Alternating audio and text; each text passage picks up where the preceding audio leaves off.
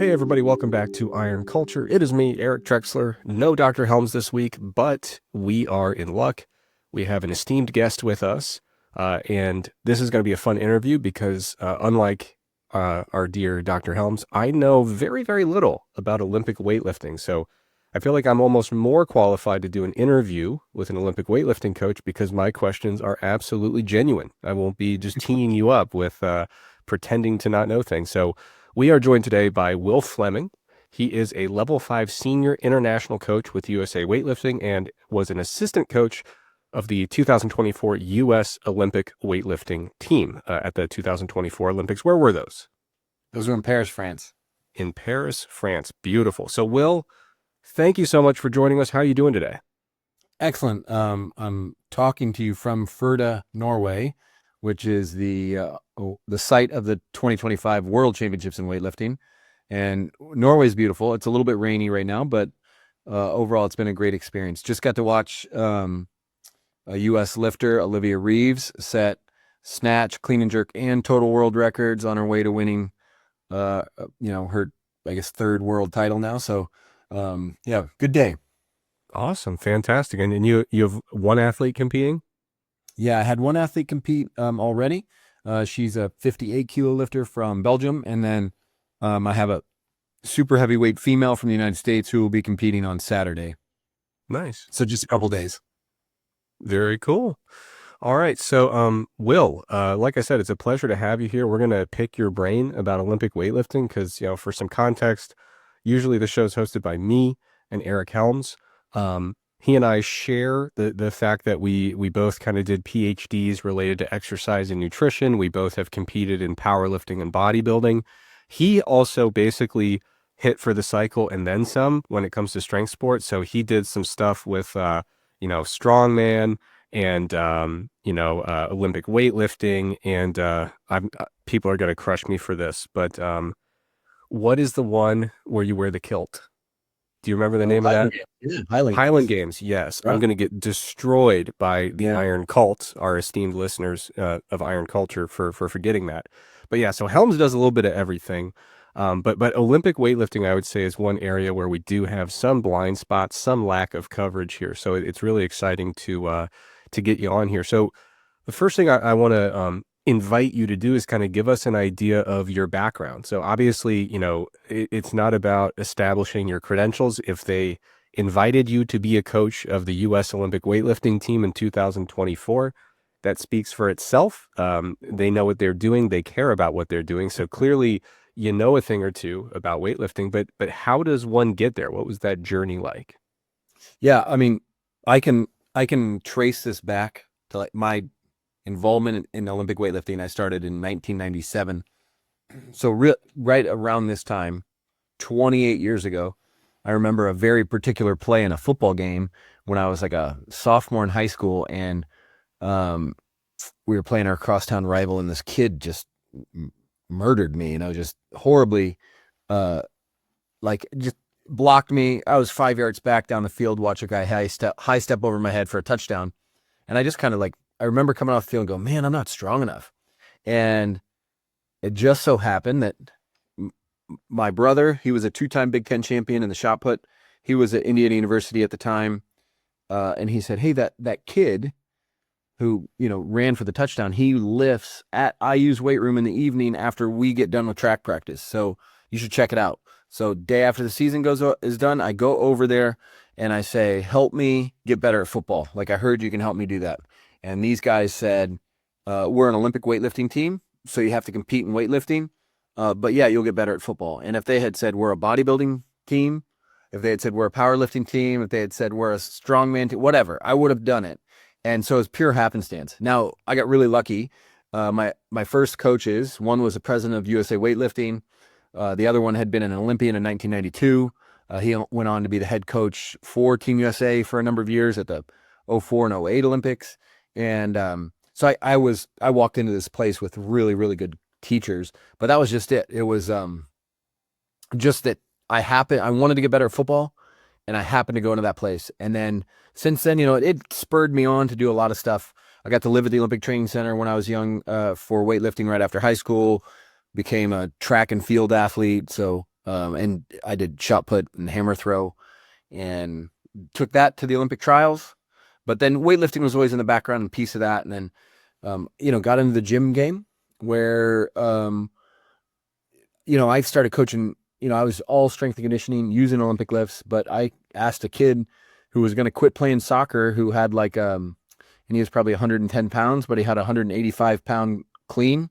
I was like, maybe you should try weightlifting. And he got really good at it. And then I started growing a team and, kind of dove head first into making sure I was the best coach possible. So that's been the last 14 or 15 years that I've been coaching weightlifting. But prior to that, I was involved as an athlete.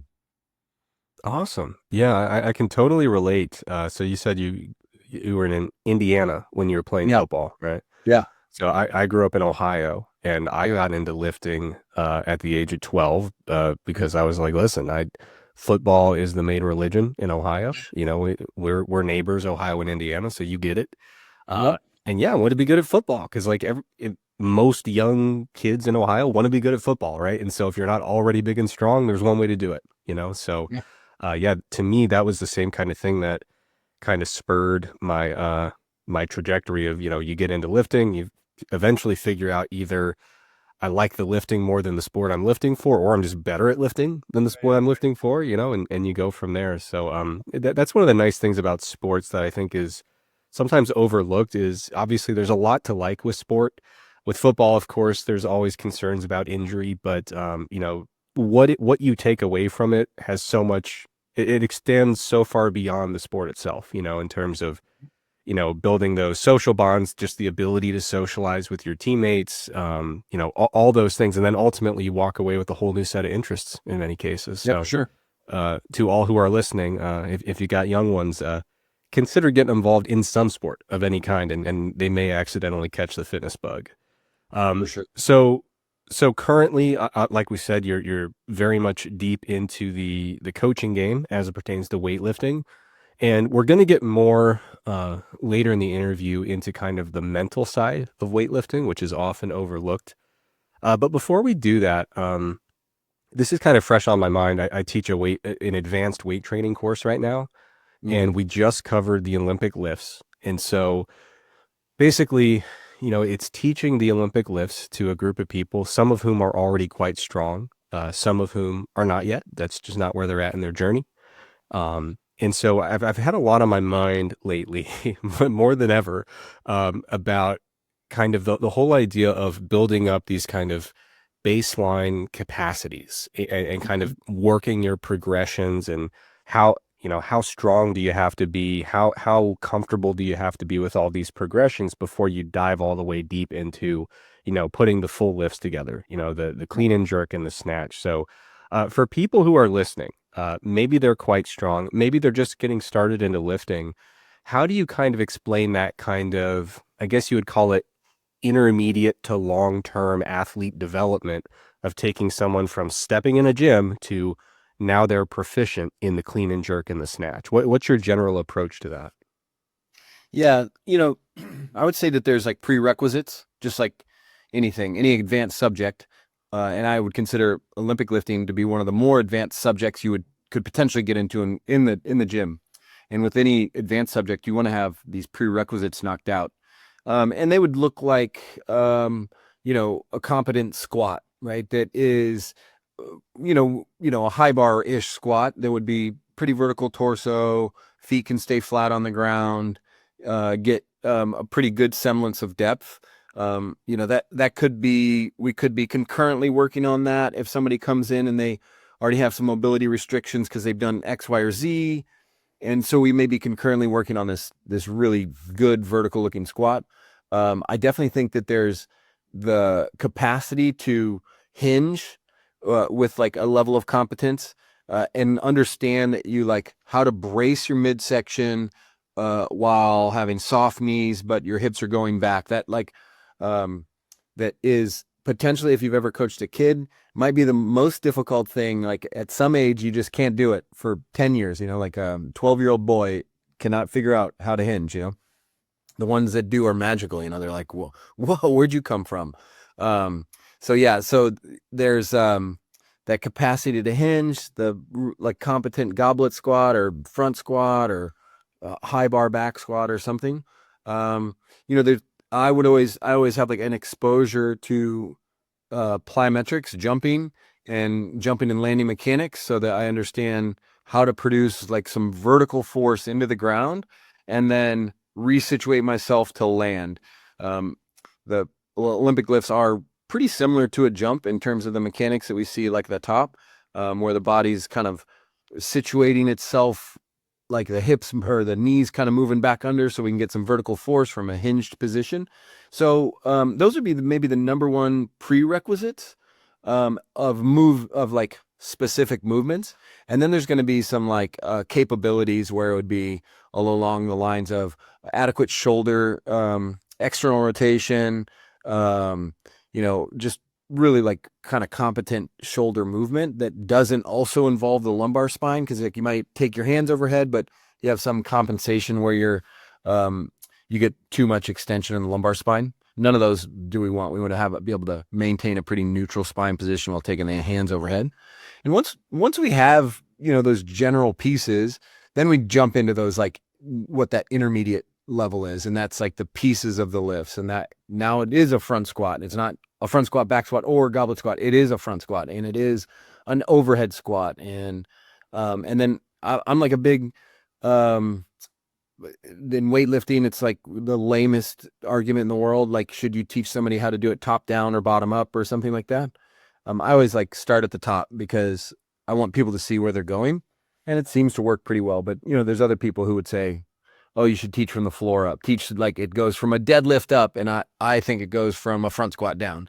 And so I think those sorts of things all come into play. And then if you're teaching athletes how to Olympic lift, you may never. I mean, I would probably suggest you never go from the floor, because the size of the bumper plate, the disc, is totally arbitrary. It's like the first disc loaded barbell was built in 1913 or something, and I can't find any reliable information about who it was, how tall this guy was, why he built it that way, and it's just like, but now you must lift it from the floor, and if you're not, whatever. But if you're teaching an athlete, elevate it on a box, do it from the hang, whatever, because he didn't care if you were and is teaching an athlete or yourself, he didn't care if you were 6'5", he didn't care if you were 5'2". Like, this guy just built this barbell, and they're like, oh, cool barbell, Yeah. And so I think that's totally arbitrary, pulling from the floor, unless you want to compete in weightlifting or powerlifting or whatever, and then you have to learn to pull from the floor and have the requisite mobility to get to those positions. But other than that, like if you're just using them to feel more athletic, get a little stronger, pull from the position that's most advantageous to you with the greatest range of motion that you're able to get. Yeah. Yeah. So, and that's the thing I always kind of harp on with my students is, because they're on YouTube, they get content about lifting, and, they always, especially now, the kind of flavor of the month is more range of motion is always better. And I have to kind of continuously tell them, like, okay, generally, yeah, we love to have a nice full range of motion when we can, but it's really important to scale it to, first of all, what are you trying to accomplish? What do you need to do in order to make this effective? And ultimately, what's going to be comfortable for you? And so a lot of them are really surprised when I tell them, like, I fundamentally don't care when you're doing a lat pull down if the bar touches your clavicle. Yeah, Like, right. we really don't need that. And so a lot of them kind of expect me to be a stickler about that. I'm like, that's such an arbitrary thing to care about. Let's aim for the clavicle. If we can get it to chin level, that's probably going to be plenty, Probably fine, right? Yeah. So you brought up an interesting, not to do too much of a detour, but something that I think is a bit controversial in the strength and conditioning world, especially like I spend more time on the team sport side, in the sports science realm than I do on the Olympic weightlifting side, because any number is greater than zero, and I'm not involved with Olympic weightlifting.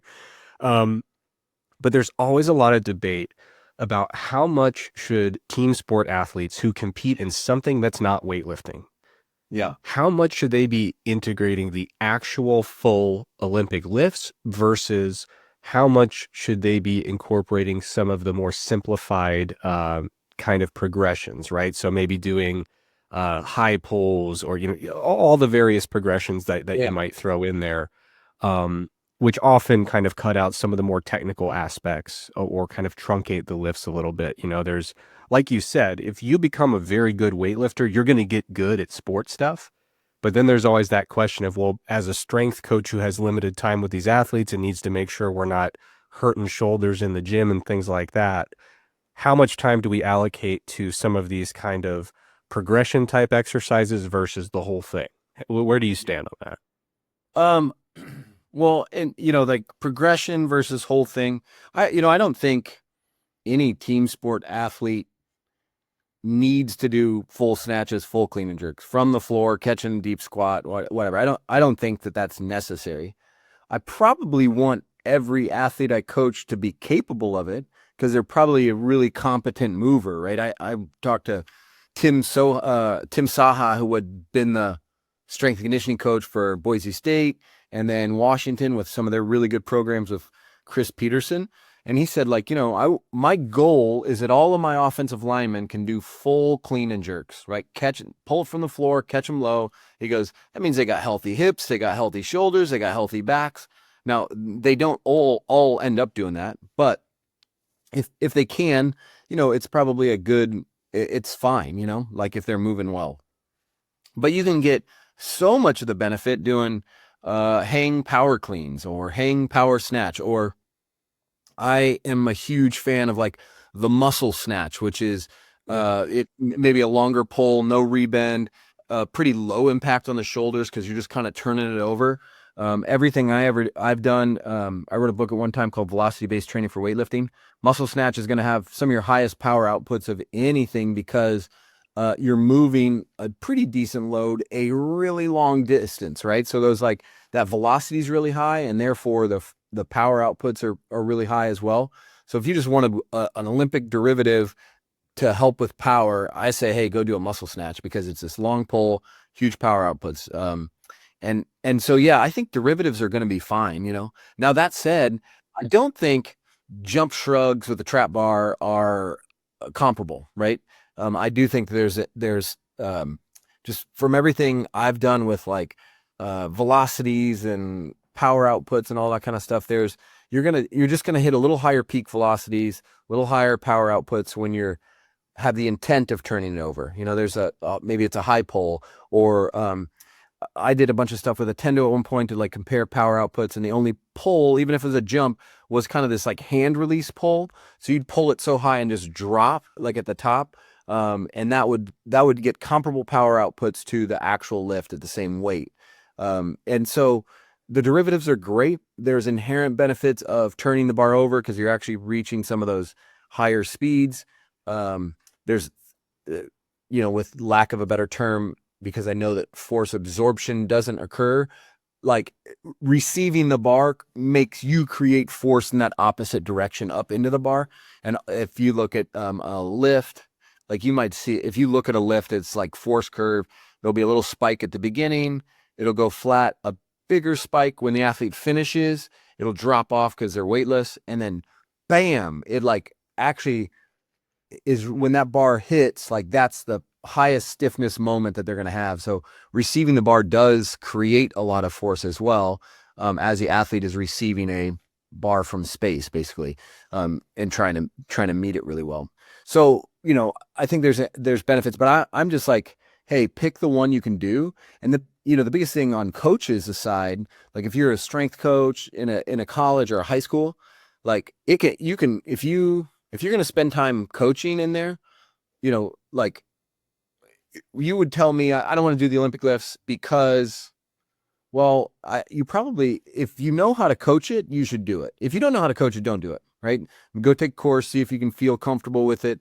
But if you do know how to coach it, I'm a coach. So if I'm in the weight room, I want to coach people.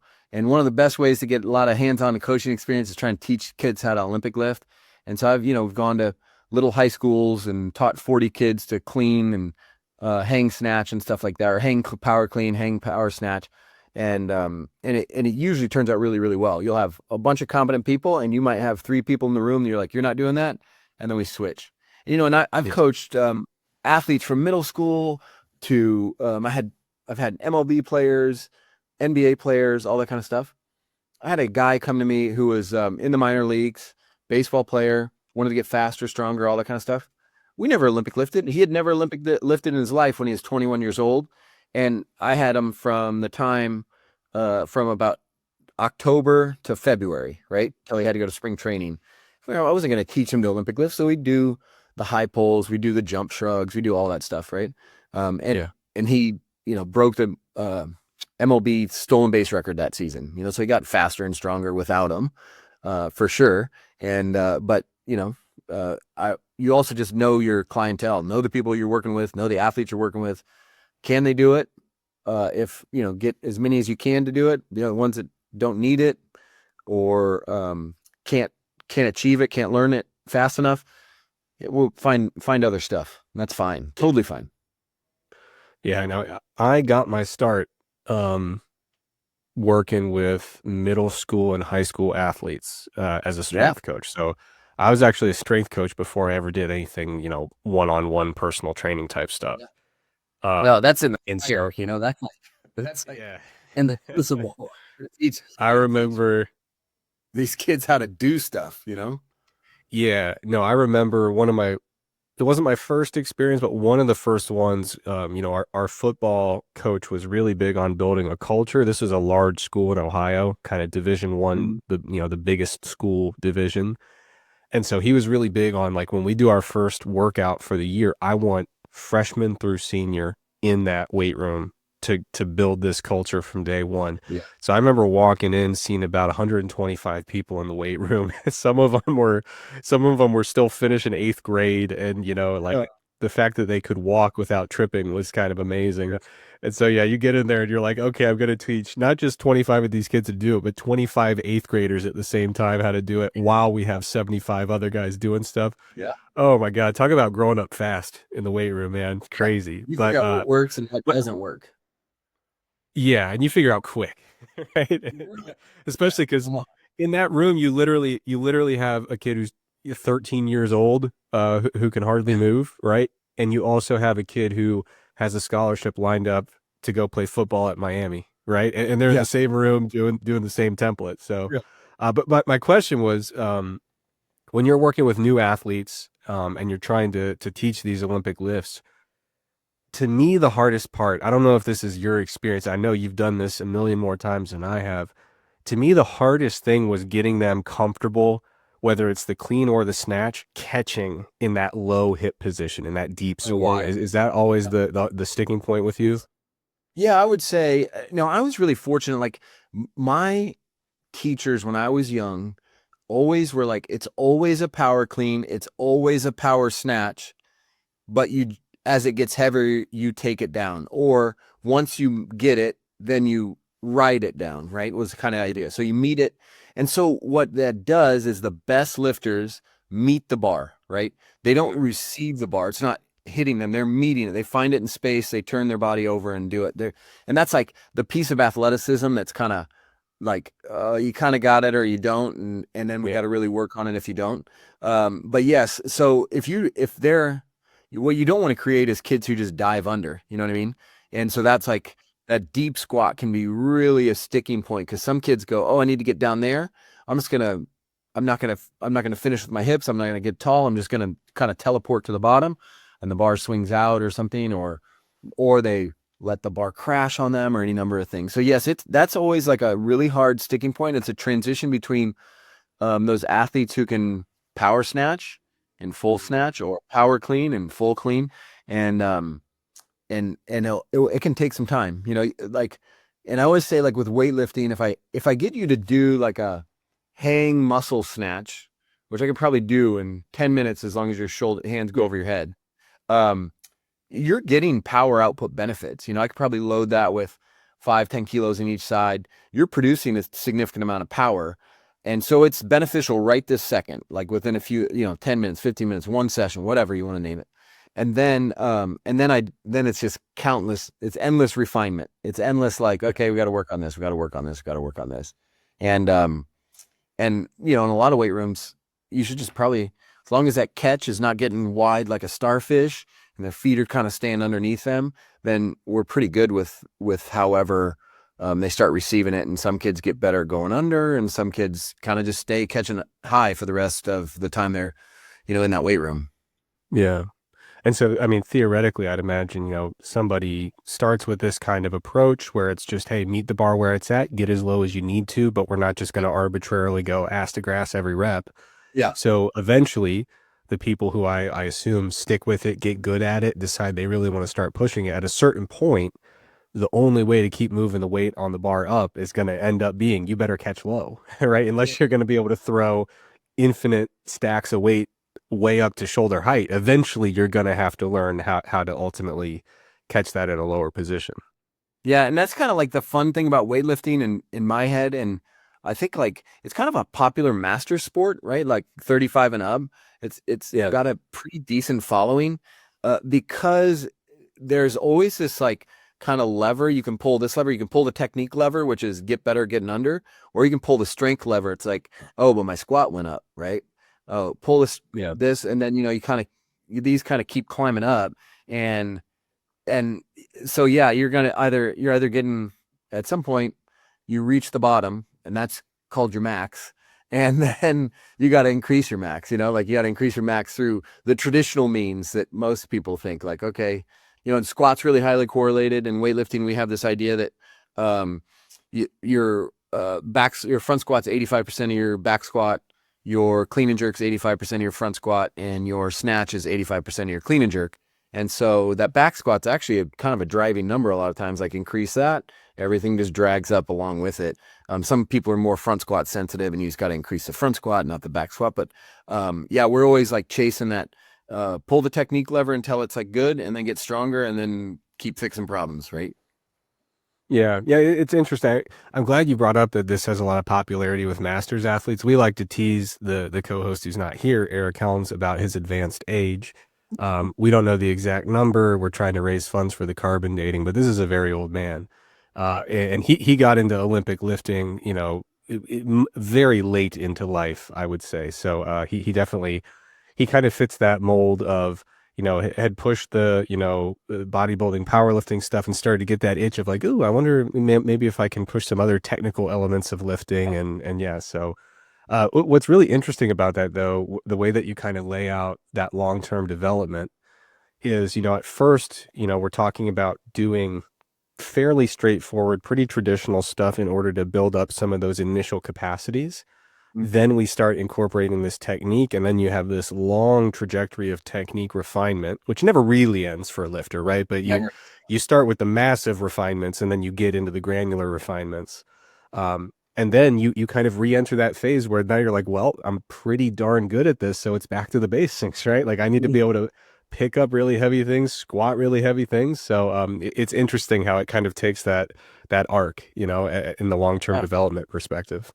For real, for real. Yeah. And I think, I think that's probably also touching on the masters thing was like, masters will come in with a basic level of strength, and they might spend years just technically refining, and they haven't even tapped into their strength. And then suddenly they're like, wait, I got to get stronger again. And maybe, they might not have as much capacity to do so. But yeah, if you look at like, a newer athlete, who comes in, it's like, okay, they're just infinite potentials. You're pulling the levers like this, and there's going all the way up. My female, who I'm coaching here from the United States, she started weightlifting when she was 28. She was a track and field athlete, was a 5-time All-American in the shot put, but then had retired and was kind of living life, and she got recruited to come to weightlifting because they had heard she was strong in college, but she hadn't lifted in 4.5 years. And she comes in at age 28 and makes the Olympics 5 years later at 33. And her thing was she had such like this base of strength, like she had squatted 500 or 500 pounds in college. She had hang clean 300 pounds. She had benched 275. She had deadlifted 500 pounds. So it was like, sure, she wasn't that strong when she started, but it was just all that potential was already there. It was real easy to get that strength really high. And then it's very consistently technical refinement with her for the last like 5 years. That said, where she hit a lifetime squat PR earlier this year. She squatted 250 kilos. She clean pulled which is basically a deadlift, but finished with kind of a shrug. She did 230 kilos for a triple and stuff like that. So, just pulling on these. Now we're back into kind of, let's see if we can twist that strength thing just a little bit more to just get a little bit more out of you. Yeah. I always love when you hear about athletes that kind of have like a second phase to their career, and you do see this a lot. Like it's really common, where you'll hear about somebody who was like really strong and really fast, and they're like, "Hey, come out for the bobsled team," and they Yeah. untap this huge second career in athletics that often surpasses their first. Same Yeah. thing like something that's a little bit lesser known, but since I'm in North Carolina now, NASCAR is really big. Man, they go find former linebackers and running backs and say, bro, get in the pit crew, right? And so people Yeah. have this whole second career where they're taking a lot of that kind of base strength and physicality and power output, and they're repurposing it for this other sport that they never thought about getting into, right? It's just like somebody called them and said, you should do this. It's really Yeah. cool. That's actually what happened to my athlete. Our high performance director, his name's Mike Atone. He was kind of sent a video of her hang cleaning almost 300 pounds in college. And like, it was 4 years old or 3 years old. And, when he got the video and he just like called her up and was like, "Hey, I got your name from somebody. Would you be interested in trying?" She said, "Sure." And it was like, oh gosh, like she could have just as easily said, "No, I'm good," but she said, "Sure, that sounds good." You're like in charge of it. Yeah. Okay, cool. And then, yeah, under 5.5 years later, she's in the Olympics. So Man, that's crazy. yes. All right, now, Will, I appreciate you playing along, answering some of my dumb beginner level questions. But one of the big reasons that we wanted to bring you on, I know that you have a book coming out. Is it out yet? No, it's coming out. It's probably looking at November 1st launch right now. My editor got a Cool. little behind. Yeah, hey, it happens. But so your book, do you mind giving us the title? Yeah, so it's called Strong Mind. It's a weightlifter's guide to resilience and mental toughness on the platform. Yeah. So I wanted to introduce the book and the title because you mentioned before we recorded that weightlifting is the ultimate test for mental skills. And you said that, and I left it alone. I didn't pry, but now I'm going to pry. What do you mean Yeah. by that? Why is weightlifting the ultimate test for mental skills? Weightlifting is super binary, right? I mean, it is inherently binary. Yes or no. You made it or you didn't, right? Um, and in competition in particular, it's binary. It's you. There's no opponent. It's just a dead weight that doesn't want to be lifted, right? It just wants to sit there. And then you just go for powerlifting too, right? I'm a weightlifter, so I talk about weightlifting a lot in the book, but this goes for powerlifting as well. And, there's this, if I just think of meet day, that from the time your name gets called to the time you get on the platform, everybody's experienced that self-doubt, like, ooh, can I make this potentially? Or maybe they have great self-talk and they're like, hell yeah, I'm going to make this. But everybody's experienced some level of failure. I missed this, and how do you bounce back? And the other piece that I always think is in training as you go along, because we're based solely in numbers, there's this comparison game that is constant, right? I'm better than I was yesterday. I'm worse than I was yesterday or last week or a month ago or 1 year ago. I'm better than that person or I'm worse than that person, They're gaining on me or I'm, getting worse. All these different things, all these potential opportunities for negative self-talk, self-doubt, spirals, all this kind of stuff. So I think that it just really tests us when you get into the competitive side of things, and it's always testing us, right? There's not really, in baseball, you strike out, you come off. Okay, hey, everybody strikes out 2/3 of the time. 2/3 of the time you get out, right? Yeah. If you strike out, yeah, right, yeah, you're good. You're a good hitter if you get on base. If you hit it every third time. And so in baseball, but that's like just part of it. And oh, you swung and missed at a pitch. It's not a failure. I got another shot. Weightlifting is like I got 3 snatches. I got 3 clean and jerks. You probably only compete once every 12 weeks or 8 weeks or whatever. Like there's a finite number of times you compete. So it's just always confronting. I feel like I always say that it's very confronting. It tells you like, are you weaker than you were? And that can mean a whole lot of things. That can mean, am I weaker mentally in this moment, or am I weaker physically, whatever, or am I stronger? So I just think that weightlifting, strength sports, those one-off kind of things where you have very limited attempts and you don't compete very often, really, really challenge your mental game. Yeah, big time. Yeah, and it's interesting because for better or for worse, as someone who's done powerlifting and bodybuilding competitively, um, with bodybuilding, the upside and the downside is that it's subjective, right? So when I show up to a Yep. bodybuilding show and my question is, will I win? Well, one of the big questions is going to be, well, who shows up, right? Like, I mean, Who you never shows up? really know. Yeah, who else is going to be there? And so you have no idea until the day you get there, and you understand, like, hey, if the number 3 guy in the world shows up and stands on the stage with me, I'm not going to win, and that says nothing about me really, other than I'm not top 3 in the world. And then at the same time, the judging is entirely subjective, So if you wanted to delude yourself into saying, "Oh, that was rigged" or whatever, that I got, they docked too many points because my tan was smearing. It has nothing to do with my physique and my skill in this sport. You can kind of give yourself those narratives if you like, but yeah, with powerlifting, gravity's on, and it's the same every day. Yep. The bar is going to tell you what you got, and there's no hiding. It just is what it is. And one of the interesting things that you mentioned is you said that you've seen the mental game sabotage more athletes than their physical prep.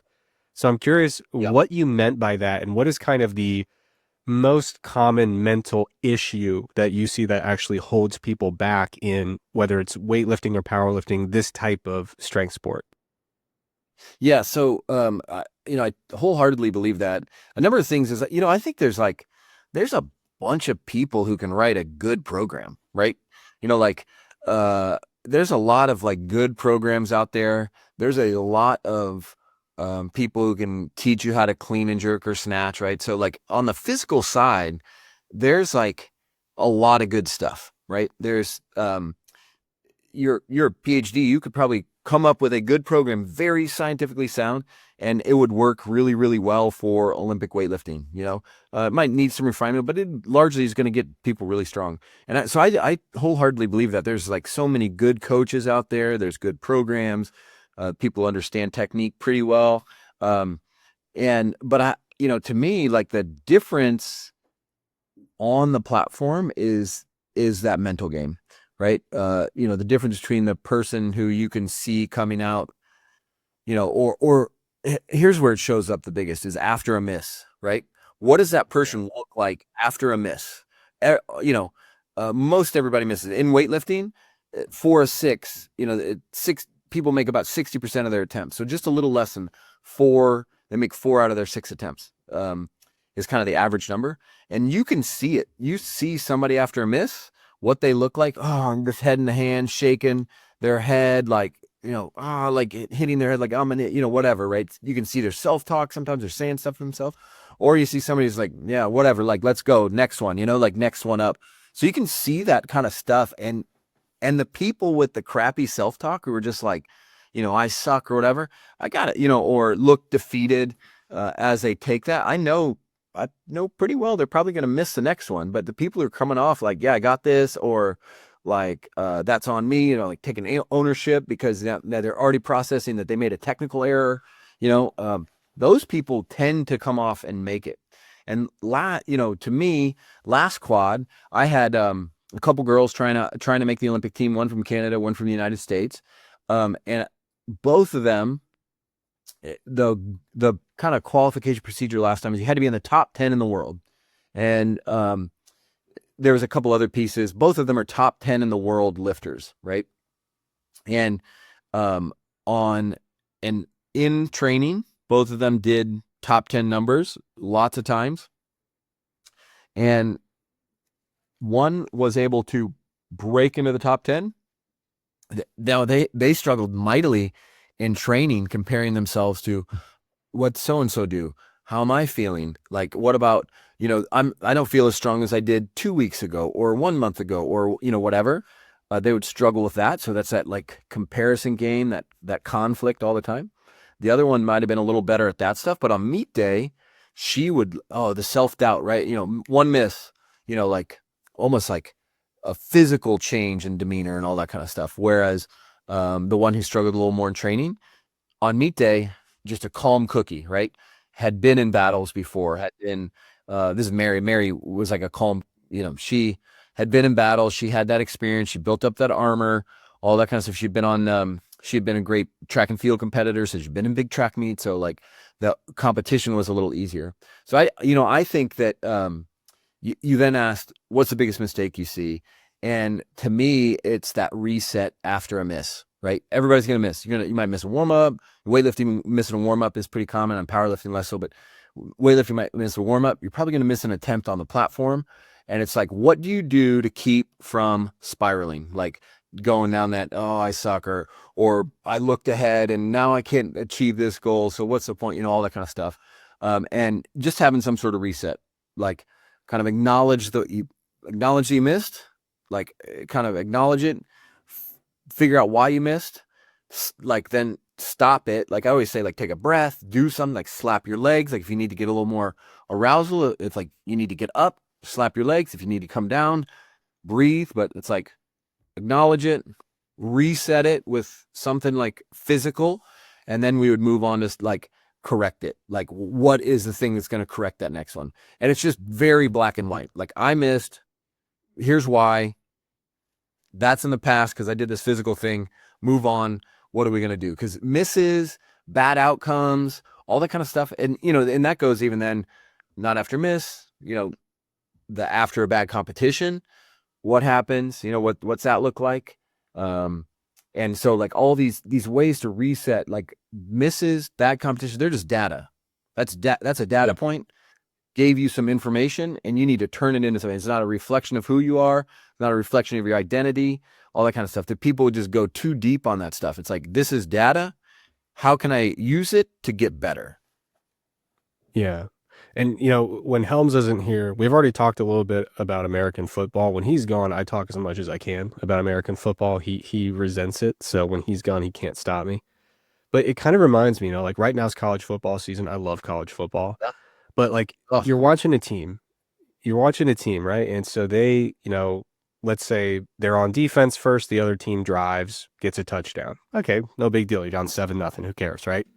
Yeah. You go 3 and out, you're about to punt. They block the punt and score a touchdown. Now all of a sudden you're like, whoa, it's 14-0. And you start running the stats in your head and you say teams that give up a blocked punt for a touchdown lose more often than not. It's like 80-90%, right?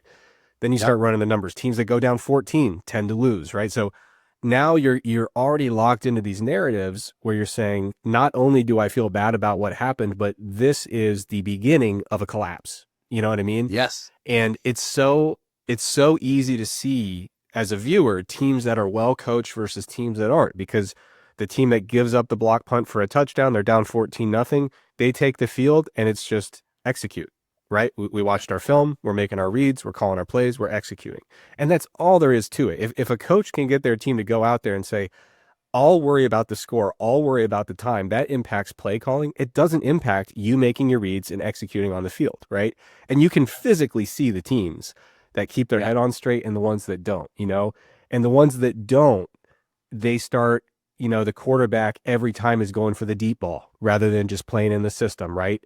The defensive backs are going for the interception rather than keeping the good positioning and making the tackle, right? Instead of giving up 8 yards, you give up 65 and a touchdown. So do you see a lot of that with weightlifters where, sometimes they kind of have that early setback in a meet and now they start trying to like throw Hail Marys with their attempt selection, or maybe they go the other way and they just crawl into a shell and say, I just don't have it today, right? And so then maybe they just completely lay up their selections. Do you see people that have a tendency to do that? And as a coach, obviously your job is to say, well, no, we're going to go with what we think we can do, right? Yeah, it's a great analogy. I'm a huge college football fan, and as an Indiana University grad, I'm a Kurt Signetti fan, and he's like done this huge turnaround at Indiana University, and his thing is like one play at a time, like execute the play, and that's it. Like every play is 6 seconds. He has this whole thing. We have short-term memory. Every play is a life of its own. So like you're down 14-0. All you have to do is next play out there, you have to do what you're supposed to do. And if you do that enough times in a row, like you're going to be back in the game. Like you said, their coaches worry about that kind of stuff. So I see that. I love that. And in weightlifting, I see like, a lot of times people come into a meet, they're like, I'm going to hit this total. Today I'm going to hit a 300 kilo total, right? And how are you going to do that? Well, I'm going to snatch 135 and I'm going to clean and jerk 165. And they go out and they make 125, they make 130, and then they miss 135. And then they're like, I should open at 170, right? In the clean and jerk. And it's like, no, that 165 was the top end. Today you're going to total 295. Now you're going, I'm going to choose 290 or 295 or zero, right? Don't go for zero, so yes, a lot of times when you see that transition from snatch to clean and jerk, it's like, okay, now I'm going to get my money back, right? It's like, no, that's not how it goes, right? Just like, so I always talk to my athletes about, give me a solid opener. Tell me we're going to figure out what your opener is. Maybe it's this 300 kilo total guy. Let me know that it's rock solid at 127 kilos. And then we're in, and then I'll make the calls. What's next, right? Based on what I see. Don't lock yourself into 135 as your top number, cause it's like, and don't lock yourself into 165 as your top. Let me make the calls there. Let's go one lift at a time. And you got to make your first warm up, your second warm up, your third warm up. People who think about their third attempts before the meet is done, they don't do well. Like if you think about your thirds before you've even opened, it's not happening. Cause there's so much you have to do before that time. So it's like, yeah, it'd be like in football, like I want to score 42 points today. We want to score 42. Nobody does that, right? Like you never talk about the final score beforehand, right? You want to say, because then you think you're going to score 42. You don't score in the first quarter. Now what? You're just going to run the hurry up the rest of the game. You're running a 2-minute offense. Like it's ridiculous. Yeah. No. Yeah. I mean, you gotta be careful of that, right? Yeah. Yeah. In my, I used to coach for about 5 or 6 years there. I was one of the coaches for a Special Olympics powerlifting team. So I'm very familiar. There's so many variables working with that population that like you don't even remotely get locked into second and third attempts, right? You know your first attempt, it's pretty conservative. You're going to see what happens that day. There's a lot of stuff going on. We competed once a year. Sometimes that environment of competing would really throw a wrench into, what we would expect to see. So, it's really hard to convince, because let's be honest, man, the sport is to put up the heaviest number you can, right? So no one's all that interested in the first attempt. Everybody's thinking about what's the most I can do, right? Yeah. So you're thinking, okay, let's play out this story as this beautiful thing that unfolds where I work up to the absolute 100% most weight I can possibly lift. And that is my third attempt. But if you get locked into that being the only way to succeed that day, like you're getting at, you're setting yourself up for a big risk. It could be the storybook ending, or it could be a really rough day if that's the way you're kind of priming your expectations. Yeah, for certain. Yeah, I just, I even that, like, yeah, you just got to give me that opener. Let's be confident and then get in the game, right? Get that first thing going. And then like, and we always talk about routines, like being some of the driving force of that is like, the way to make each of those attempts feel really good is these pre-performance routines, not rituals, not like superstitions, not like I got to do this or whatever, but in training, practicing the routine that would go up to that so that I'm in that mode from the very start, whether it's, I would write out my routine and I have my athletes write out their routines like, oh, my name's been called, I chalk my hands, I pull up my knee sleeves, I say an affirmation like I'm, whatever, like strong, strong and chest up. Usually it's like maybe a 2-word thing. It's a power word and a cue, strong chest up. And then, then I chalk my hands, I walk to the platform and, pull, right? Or whatever. And it's like, I write it out every step with those words and I'm visually rehearsing it, or, kind of imagery based rehearsing it.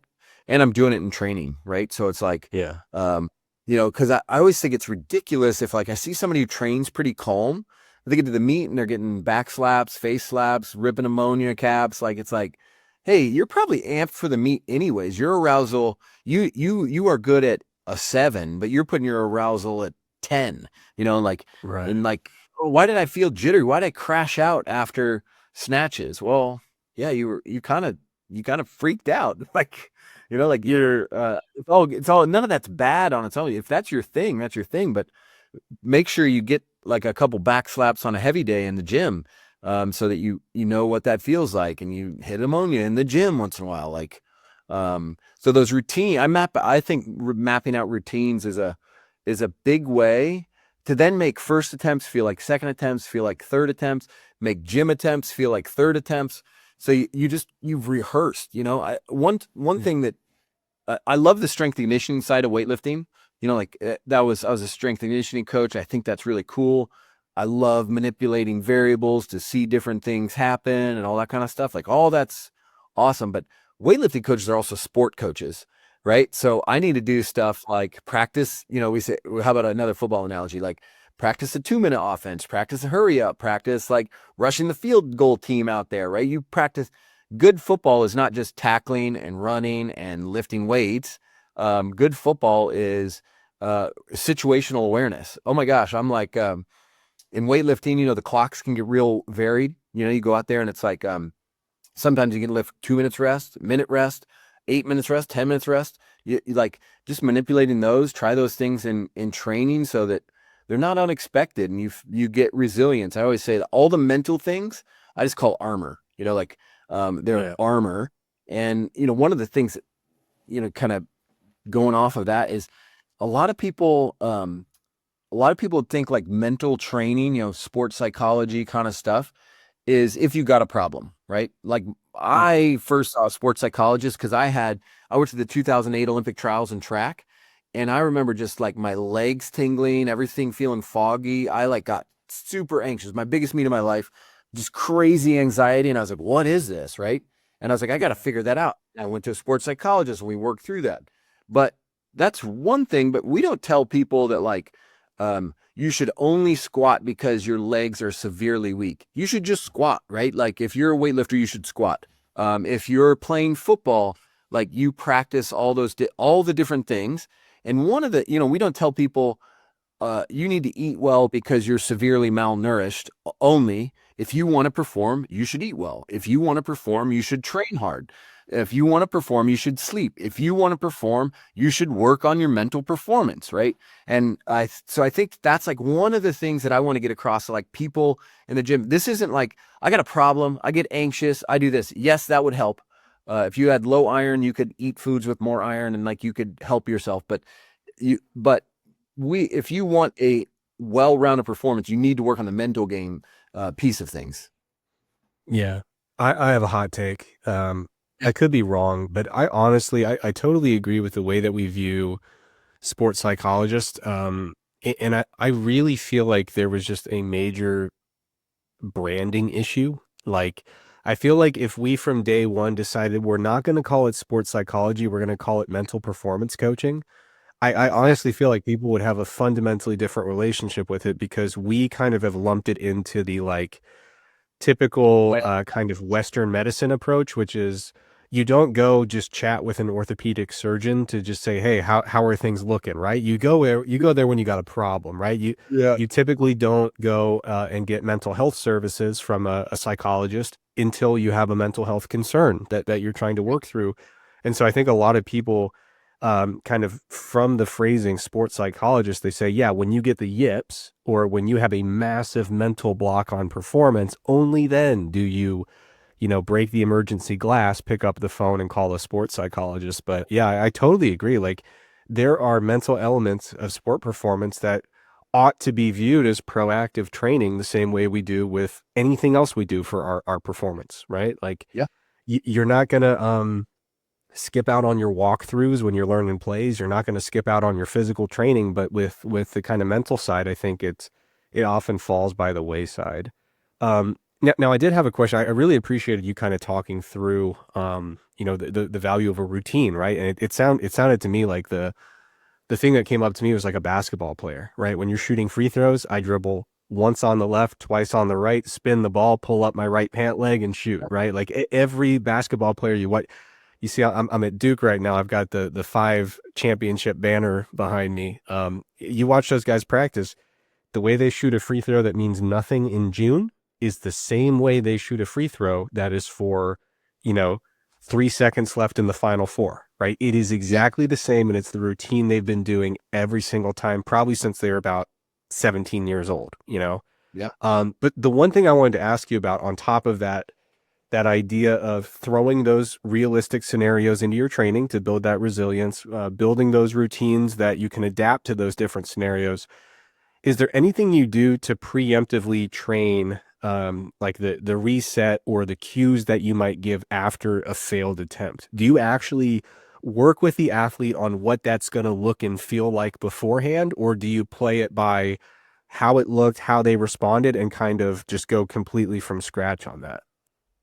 Yeah, weightlifting training is probably more miss-prone than other like strength sports. Like I have powerlifter friends and I never see them miss in training, right? Like ever, right? I've got a buddy who I don't know if he's ever missed a It's squat. ugly when you miss in powerlifting Okay. training. Like it happens, but Yeah. ugly. I mean, weightlifting, there is that such a technical demand that you'll miss, right? I mean, I've heard of, you hear legends of, oh, this Russian didn't miss for 8 years, like stuff, something like that. But usually you're going to miss, right? Yeah. We're here at Worlds and we trained this morning and my lifter missed an 80 or a 90% lift or an 88% lift today. It was just technically it was out and it was wrong. So when you miss, you want to be ready for that. So none of the stuff that I would say like that I think is important on meet day should be implemented on meet day, right? It should be implemented, like you said, in June. And so it's like, yeah, we definitely talk about that reset. What's that going to look like? What's your reset? We might, as a team, we'll say, hey guys, we're going to talk about this. What's your reset? One of my lifters, she's like, I got to pinch my thighs. So it like brings me back to the present. Cause I feel like if I don't feel my legs and I'm not there, or something like that. Somebody else like pinches their earlobe or pulls on their earlobe. Somebody takes a couple deep breaths, whatever that reset is. So yeah. And so we map it out. And then now I don't keep every reset handy in my head. Like, oh, Nicole does this, she does this, whatever. But I'm confident that they know what they're going to do because we practice it. And when they miss, hey, hit the reset. Let's try make sure you try the reset today. And maybe early on, it's just me urging them to, and they fumble with it and it's not natural. And it's like, oh, that didn't help me do much. We just keep trying. And then it starts to become part of this new routine. Right. And then on meet day, we're not pulling anything new out. Right. It's the same old cues we've been working on the whole time. It's like hands close. It's get, chest up. It's whatever those little things are. Yeah. So we'll definitely practice it. I think weightlifting lends itself to it because there's more opportunity. There's probably more missing in weightlifting than other sports. Otherwise I might, pressure treat them where it's like, put them in a bad situation, and maybe make them do imagery to be like, hey, okay, hey, it's your third attempt. You really need this one. The second one kind of felt heavy. What are you saying to yourself? Like, how are you going to get out there? What are you going to say to encourage yourself? How are you going to get yourself present? Are you going to hit, like, do you want ammonia? Whatever. Yeah. And I assume, speaking of ammonia, probably one of the biggest things you're doing on meet day, I would imagine, is you build up this rapport with an athlete, you know how they do their stuff, managing that balance of not aroused enough versus too aroused. You already kind of alluded to that previously, but I mean, do you find that there's tremendous variance from athlete to athlete over where that sweet spot is if we put it on like a 1 to 10 scale? And so I assume you're just constantly kind of trying to steer them back to their sweet spot all day. Is that right? Sure. Yeah, absolutely. You're totally on it. And it's different from athlete to athlete for certain. I have, like a Marine who trains with me who, is pretty high level. He's like a national level lifter, top 7 or 8 in the country. And man, he's just so intense. And it's like, I don't, his 8 arousal is my 25, it's like, holy, I can't Yeah. like, what are we going to do? He's so, and with him, I think it gets overboard, and we've been working on bringing it down, right? And he is a Yeah. caffeine consumer, nicotine user, like, so he's physiologically, mentally super aroused. So I'm actually like, hey, you probably, let's reduce your nicotine usage.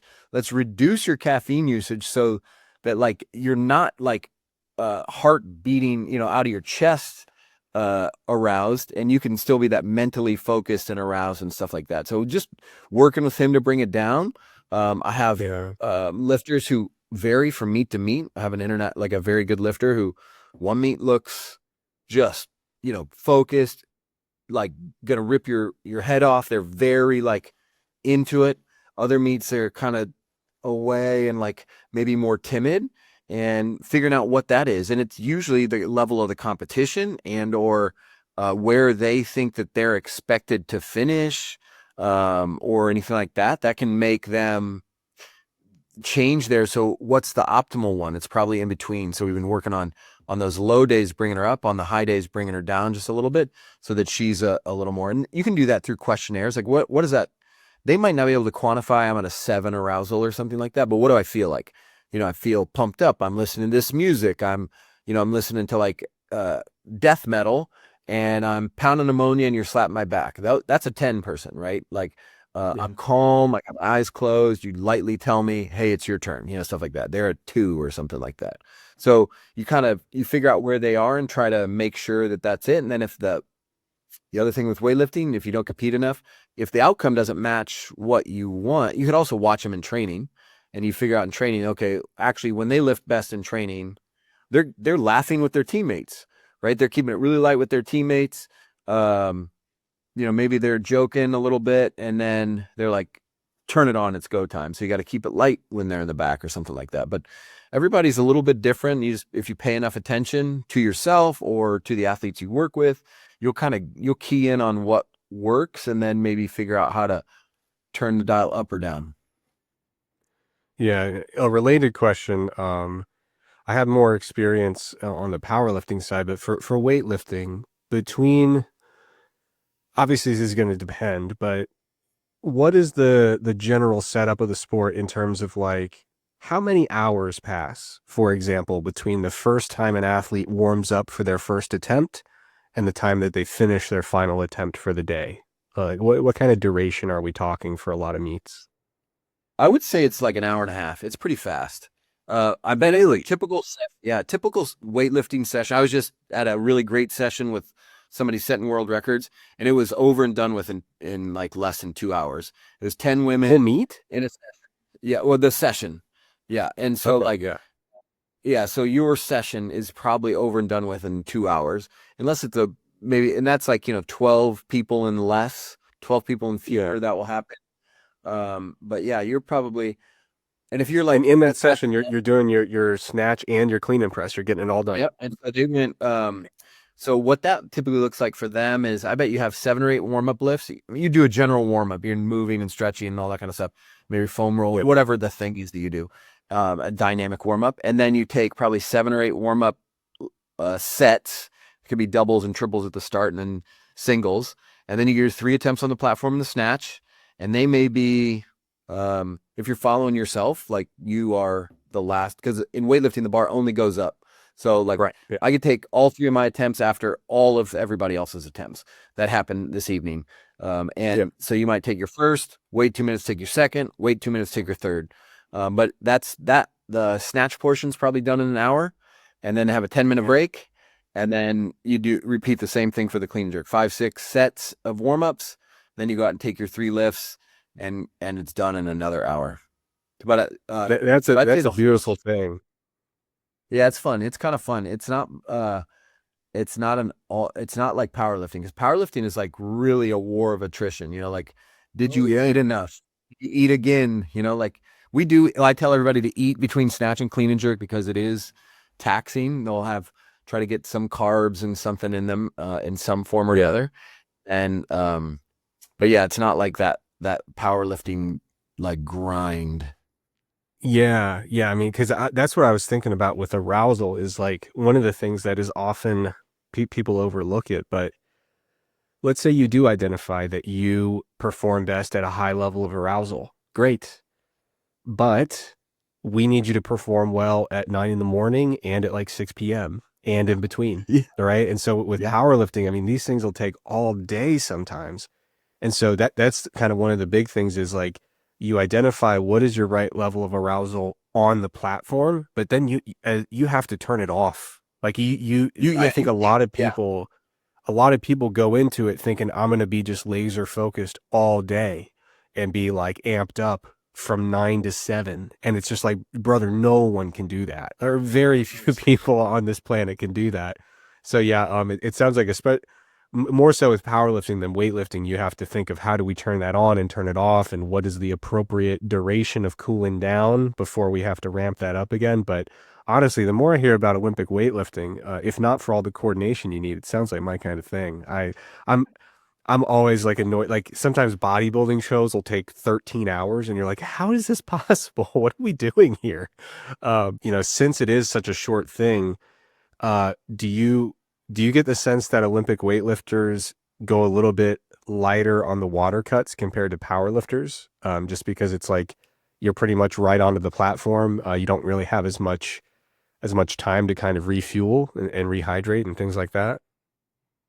Yeah, on the water cuts, we have we're 2 hour weigh-ins. There's actually talks that we may become a 24-hour weigh-in sport, but that's not confirmed. But in a 2 hour weigh-in scenario, if you cut much more if your total cut is much more than is like approaches 5% of body weight, unless you have this insane squat reserve, you're going to feel real performance effects. So a lot of times I kind of aim to be 2 or 3% over and train there for a significant amount of time so that the numbers we hit in training are pretty real. Now, I think some countries, some coaches rely on bigger water cuts, but I don't find them to be very reliable. The best lifters I know, I'm going to go back to this lifter. I was watching Olivia Reeves, who won the gold medal in Paris last summer. She doesn't cut a gram. She lives and train. She's lifted at 77 kilos.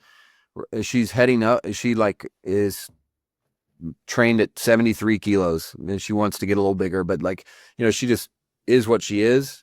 And when she won the Olympic gold as a 71 kilo lifter, she was 70.9 kilos all the time. She'd never cutting weight. She was just kind of what she was. And that means that what you did in training really carries over to the platform. Now, with a 24-hour cut, you could probably do a lot more, right? Or 24-hour weigh-in, you could do a lot more. And I know that people do.